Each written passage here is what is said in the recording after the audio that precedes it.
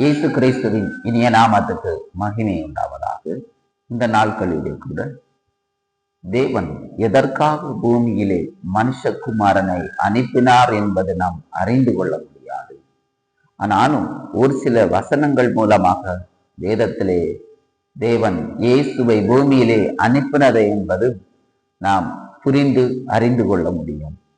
அப்படியானால் இயேசு தேவன் எதற்காக, அதில் ஒரே ஒரு கோடிட்டுமான ஒரு வார்த்தைகளை வாசிப்போம்.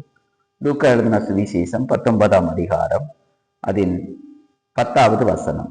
இழந்து போனதை தேடவும் ரட்சிக்குமே மனுஷகுமாரன் வந்திருக்கிறார் என்றார். இழந்து போனதை தேடவும். தேவன் எதை இழந்து போனார்? அப்படியானால் மனுஷகுமாரன் எதை மீட்டு கொண்டார் என்பதை நாம் பார்க்க வேண்டும்.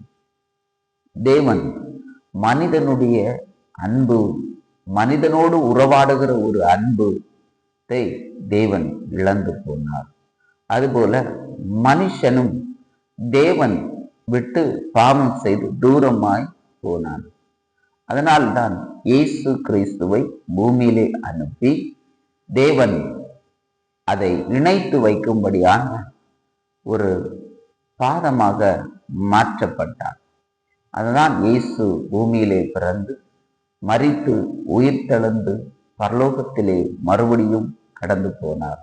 தேவனோடு ஒரு ஐக்கியத்தை உருவாக்கும்படியாக இயேசு பூமியிலே பிறந்து வந்து அதை செய்து முடித்து பரமேறிக்கொண்டு இன்று பரலோகத்திலே ஜீவித்துக் கொண்டிருக்கிறார்.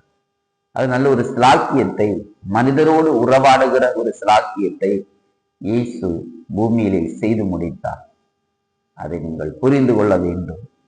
அதனால் இயேசு கிறிஸ்து அதை புரிந்து அறிந்து செய்தோமானால் நிச்சயமாய் தேவனுடைய ஆசீர்வாதம் நம்மிடத்தில் கடந்து வரும்.